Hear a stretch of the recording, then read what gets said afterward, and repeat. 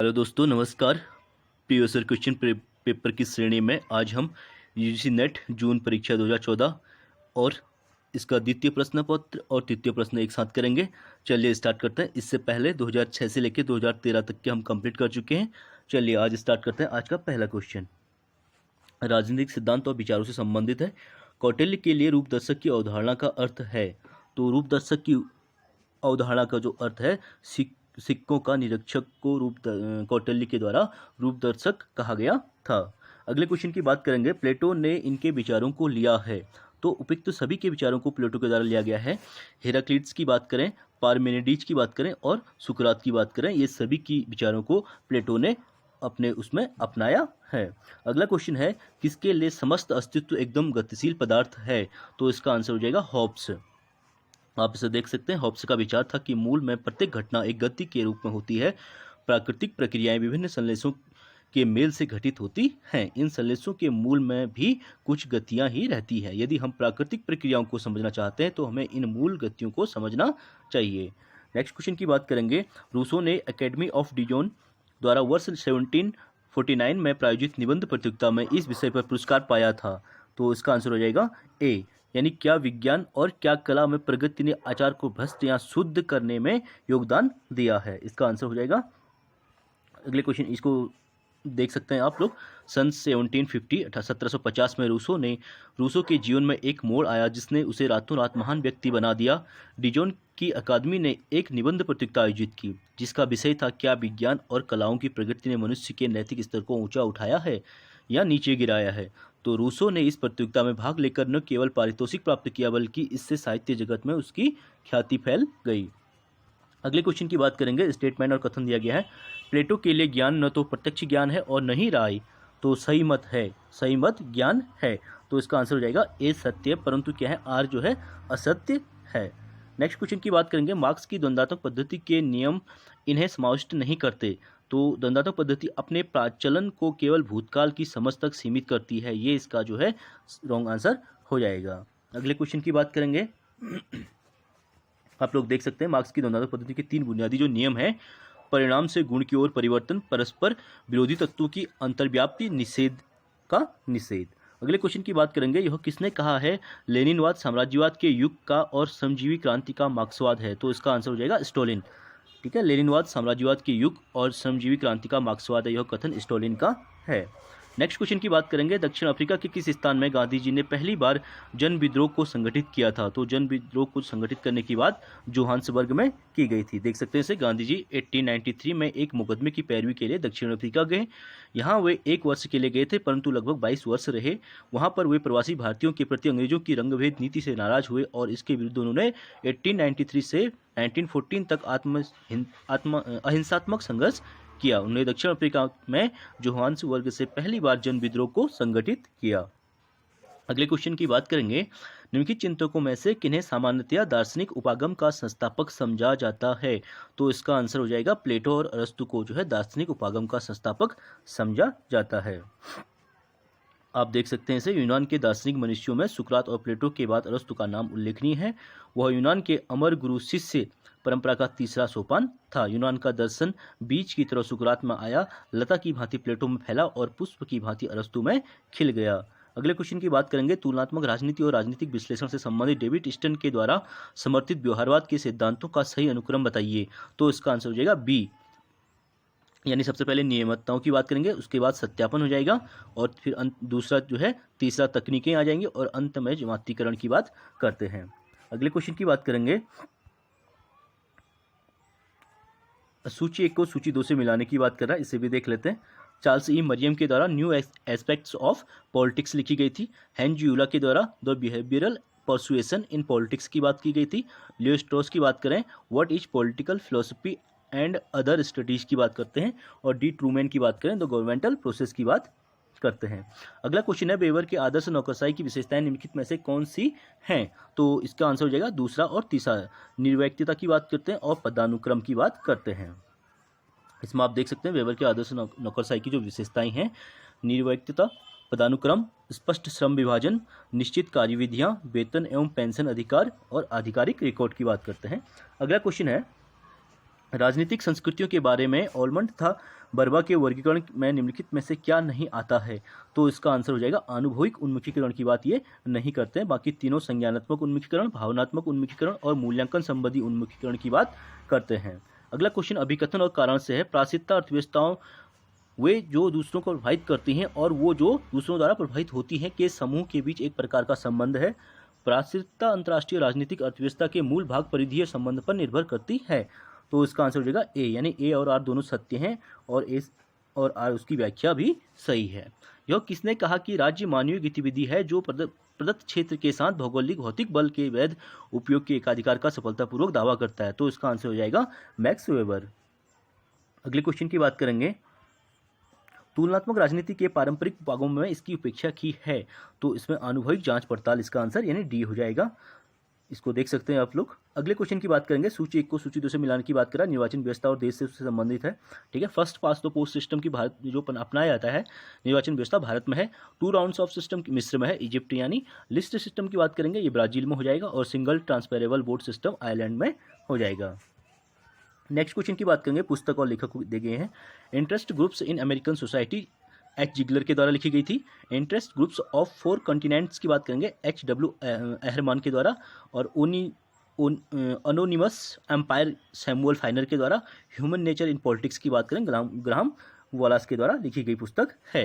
Next question है, निम्नलिखित में से कौन सा एक उपागम अन्य के साथ लोकमत और लोगों के राजनीतिक विकल्पों का अध्ययन करता है? तो इसका आंसर हो जाएगा व्यवहारिक उपागम। अगला सूची 1 को सूची 2 से मिलाने की बात कर रहा है, इसे देख लेते हैं।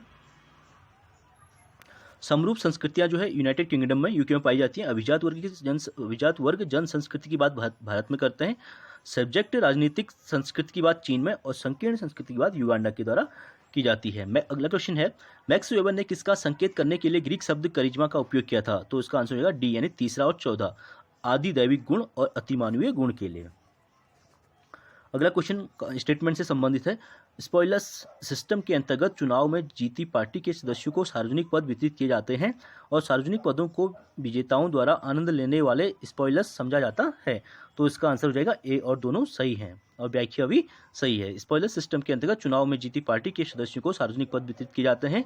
सार्वजनिक पदों को विजेताओं द्वारा आनंद लेने वाले स्पॉयलर्स समझा जाता है। नेक्स्ट क्वेश्चन की बात करेंगे। लेखक और पुस्तक दिए गए हैं। E.H. कार के द्वारा द 20 ईयर क्राइसिस पुस्तक लिखी गई थी।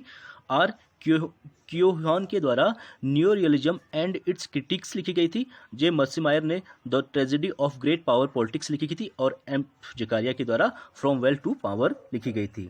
आप इसी प्रकार वीडियो देखते रहिए, ये क्वेश्चन धीरे धीरे आप लोगों के समझ में आने लग जाएंगे और इसी तरीके से आप जो है पॉलिटिकल साइंस में एक अच्छा कॉन्सेप्ट कवर करेंगे।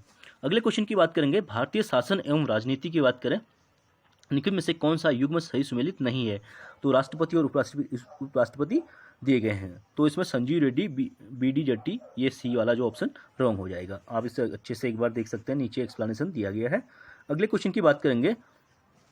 राज्य में मुख्यमंत्री समेत मंत्रियों की संख्या के संबंध में संविधान द्वारा निर्धारित प्रतिशत क्या है? तो प्रतिशत जो है 15% की बात की गई थी। इसमें 91 संविधान संशोधन अधिनियम 2003 द्वारा 15% से अधिक विधानसभा की कुल सदस्य संख्या के 15% से अधिक नहीं होगी।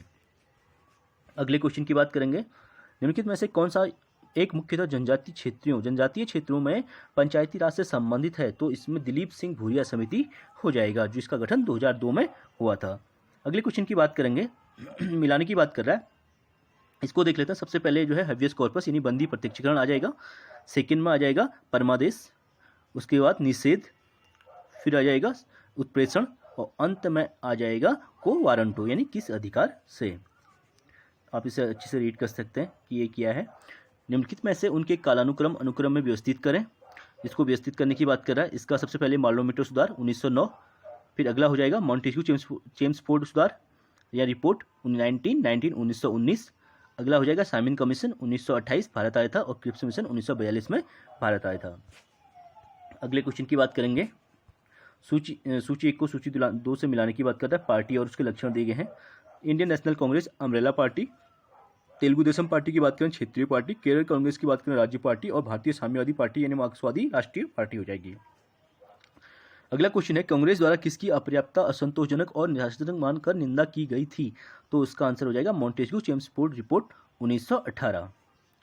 आप इसे एक बार अच्छे से देख सकते हैं। अगले क्वेश्चन की बात करेंगे, अभिकथन और कारण दिया गया है। संघात्मक व्यवस्थापन का लक्ष्य एकता और राजनीतिक संस्कृतियों तथा पहचानों की विविधता के साथ स्वतंत्रता का प्रभावशील सामूहिक कार्रवाई के साथ सामंजस्य करना है। भारत के राष्ट्र निर्माण में के बहुलवादी प्रारूप को चुना है। तो इसका आंसर ए हो जाएगा। ए और आर दोनों सही हैं और उसकी व्याख्या भी सही है, क्योंकि भारत राज्यों का एक संघ है। अगले क्वेश्चन की बात करेंगे, ये भी स्टेटमेंट से संबंधित है। भारतीय संविधान के काफी प्रावधान भारत सरकार अधिनियम 1935 से अपनाए गए हैं, ये भी सही हो जाएगा। और कांग्रेस पार्टी ने भारत सरकार अधिनियम 1935 को संविधान के आधार के रूप में अपनाने का प्रस्ताव पारित किया था, यानी ए सही है परंतु आर असत्य है। आप इसे एक बार देख सकते हैं। संविधान का अधिकांश ढांचागत हिस्सा भारत शासन अधिनियम 1935 से लिया गया है। इसके अलावा अन्य उपबंधों को विश्व के कई देशों के संविधान से लिया गया है। अगले क्वेश्चन की बात करेंगे, सूची 1 को सूची 2 में अनुच्छेद और प्रावधान अनुच्छेद और उससे संबंधित प्रावधान दिए गए हैं।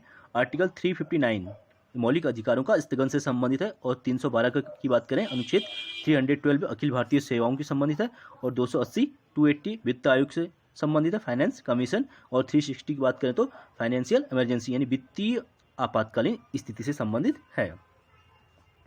आप इसे एक बार अच्छे से रीड कर सकते हैं वीडियो पॉज करके। अगले क्वेश्चन की बात करेंगे, भारत के संबंध में निम्नलिखित में से कौन सा कथन सही नहीं है? तो इसका आंसर हो जाएगा ए, कानूनी अनुमति को छोड़कर अन्य के द्वारा कर लगाया जा सकता है। तो ये रॉन्ग हो जाएगा।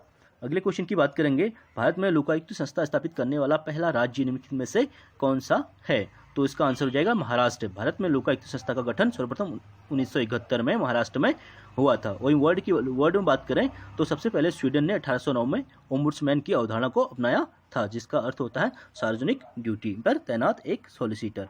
अगला क्वेश्चन है, लोक प्रशासन से संबंधित निम्नलिखित में से किसने लोक प्रशासन की 18 परिभाषाएं प्रतिपादित की और उन्हें राजनीतिक, कानूनी, व्यावसायिक, प्रबंधकीय के रूप में 4 वर्गों में रखा? तो इसका आंसर होगा सेफ्रिड्स एवं रसल के द्वारा किया गया था। अगला क्वेश्चन है, सार्वजनिक तथा निजी प्रशासन के बीच अंतर निम्नलिखित में से किसने नहीं किया? तो हेनरी फ्यूल के द्वारा नहीं किया गया था। उन्होंने मैनेजमेंट की बात की थी। और औरों की बात करें, हर्बर्ट साइमन, पॉल HLB और जॉन गॉस के द्वारा इन्होंने अंतर किया था। अगला क्वेश्चन है, निम्नलिखित रिपोर्टों का सही कालानुक्रम बताइए। तो इसके देखते हैं, AD Gorwala report 1951, Paul HLB report 1952, Santhanam report 1962 जो भ्रष्टाचार से संबंधित है, और प्रथम प्रशासनिक सुधार आयोग की रिपोर्ट 1966। अगले क्वेश्चन की बात करेंगे, निम्नलिखित संगठन का आधार कौन सा नहीं है? तो इसका आंसर हो जाएगा बी, बजटन। यानी क्वेश्चन 2-3 बार आ चुका है, इसका आंसर बी हो जाएगा, बजटन। अगले क्वेश्चन की बात करेंगे, सूची 1 को सूची 2 से मिलाने की बात कर रहा है। सबसे पहले सोपानिक का सोपान प्रक्रिया हो जाएगी। लोक प्रशासन पर रिपोर्ट 1951 में AD गोरवाला ने दी थी। भारतीय सिविल सेवा में प्रारंभिक छटाई परीक्षा जो है डॉक्टर KS कोठारी की उसमें हुआ था। और सहायक एजेंसी की बात करें तो हाउस कीपिंग हो जाएगा। नेक्स्ट क्वेश्चन है, लोक प्रशासन के अविभाज्य विचार के समर्थक निम्नलिखित में से कौन है? तो इसका आंसर हो जाएगा सी, यानी हेनरी फ्यूल और मार्शल डिमोक। अगला क्वेश्चन आप देख सकते हैं, स्टेटमेंट अंतर्राष्ट्रीय संबंधों से संबंधित क्वेश्चन है। वैश्वीकरण बहुआयामी प्रक्रिया है।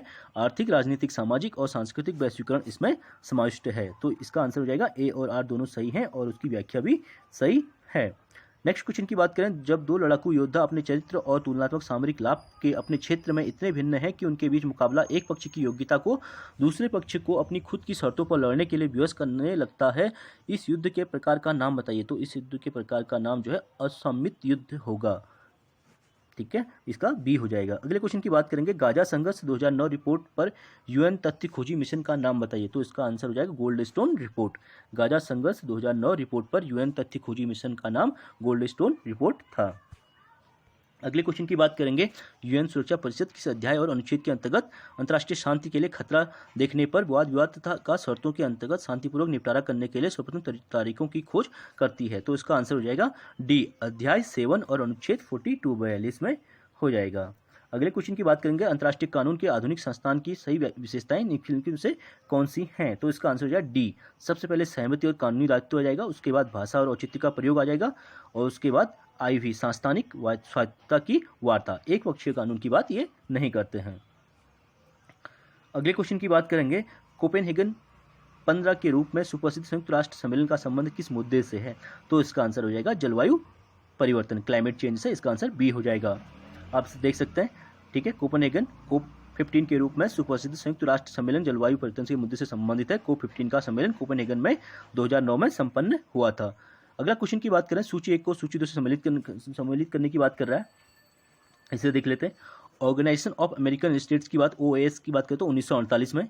North Atlantic free trade agreement NAFTA की बात करें तो 1994 में।